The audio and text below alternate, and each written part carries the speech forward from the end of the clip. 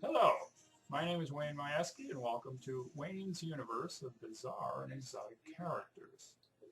We're recording today live in Bill Rose's studio, which is pretty common for us. The story I have today is called Milk from a Stranger's Breast. Don't mind the hat, I'm a little cool today, and whatever. All right, here we go. Milk from a Stranger's Breast. Chad Bumples has been riddled with a series of digestive difficulties ever since he was a toddler. Sometimes the pain gets so bad that he wants to jump off the highest bridge that he can find and do away with himself. But his wife Bethlyn is a devout Catholic, so she won't let him commit suicide. Bethlyn and Chad have been married for 27 years. They've had 4 children over that time, but only 3 of them are still living. Seraphim, their second-born, died from a rare blood disease at the age of 14. He made the Rocktown, Vermont Crags high school varsity team as a starting wide receiver during his freshman year, but died only 2 days after the regular season ended. On his 49th birthday, Chad resolved to go see his doctor once and for all and put together a plan for combating the digestive woes that had plagued him practically since the date of his birth. The doctor just wanted to put him on more pills, powders, and chalky gut drinks, which was an option that didn't appeal to either Chad or his wife. One day at work, Chad ran into a friend of his, a guy who dabbled in macrobiotic lifestyles, yoga, meditation, and all that new millennium gobbledygook. This guy's wife had been deathly ill at one point, but she had made a miraculous recovery just by changing her diet around to include dark green leafy vegetables, tofu, fresh raspberries, and a variety of fresh, organically grown Asian mushrooms. The key is in strengthening your immune system, Chad, his friend Pete Shirky had told him. Then you got to realign your universal energies. Shirky had then given Chad a thick, round silver bracelet that was supposed to help a person line up the energy fields in his or her body more quickly than they would under normal circumstances. At the time, Chad had joked, "Does it make you see through walls or guess people's blood pressures at the county fair?" "No, silly," Sneaky Pete had informed him. "It's got more to do with pyramid gestalts and crap like that." "You mean like at the Leaning Tower of Giza?" Bumples had quipped. "All right, be a disbeliever," Shirky had shrugged. "Suit yourself, but I'm just trying to help you find a better way of treating your illness, buckaroo."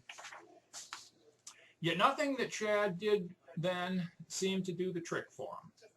As a matter of fact, his symptoms would occasionally worsen, which meant that he would be out of work sick more often than the company health plan at his job would allow him to be. It was at this point that Pete Shirky had turned Chad onto a young woman who lived next door to the Shirkys. She had 2 young sons, both with rather odd-shaped, closely shorn heads. Each child was a prodigy in his particular field of study. And the woman, just to batten her income, would occasionally babysit for families that had young children. But there was something strange about this woman. Pete couldn't put his finger on exactly what made her so different from anybody else, if in fact she was somehow, but he got the weirdest feeling from her every time that he was around her. It was as if she was from some other place or time altogether. Being around her at times could be a bit unsettling, Pete had said. Naturally, Chad had procrastinated and had never made the slightest effort to meet the woman or to find out what was so mysterious about her. But now that he was 52 and in pain more often than he wasn't, and this on a daily basis, he was willing to do almost anything to make his body quit rebelling against him like an unruly teenager. Running into Pete Shirky at the grocery store in town, Chad exchanged pleasantries with his old friend, who had since gotten a job with another area firm. The subject of the strange woman who had lived next to Pete's family came up in simple conversation. "Hey, does that chick with the 2 bald-headed kids live next door to you, Pete?" inquired Chad out of sheer curiosity. "No, She moved over to North Springfield, answered his friend. I'd like to get in touch with her if I could, murmured Chad in a herky-jerky manner. About your stomach ailment? Squeaked Shirky. Yeah, you got it, said Chad, wincing from the inner heat of a nasty little gut flare. They talked about this and that for the next few minutes, then parted company with a vague promise to call one another at some point in the future to get together and talk about old times. But while Pete was on his way out the exit of the store, a light suddenly went off in his head. Thereupon he turned to face Chad and said to him, "Now I remember what was so weird about that broad." Chad, who had by now nearly caught up to Shirky, asked, "Oh yeah? What's that?" "I don't remember her ever being around a man," rambled Pete. "You know, like she had those 2 kids, but they just kind of fell out of the sky, if you know what I mean. One day they weren't there, and the next day they were. Each one the same way. Now that's weird if you ask me, brother." "I don't quite get what you mean, but I'll take your word for it," replied Chad quizzically. Then each man had to tend to business at home, so the conversation had to be squashed. A few days later, Chad went out in the family station wagon for a relaxing drive through the Vermont countryside. Almost against his will, he steered the car into the town of North Springfield. He had to cross the Baltimore-covered bridge in order to reach his destination.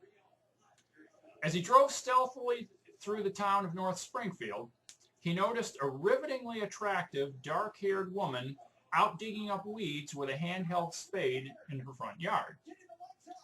For some strange reason, he maneuvered his automobile onto her dirt driveway. The ground there was hard-packed, almost as though it was tar-covered instead of being all natural. From a kneeling position, she rose up and walked toward the driver's side of Chad's vehicle. In a wondrously toned voice, she uttered, "May I help you?"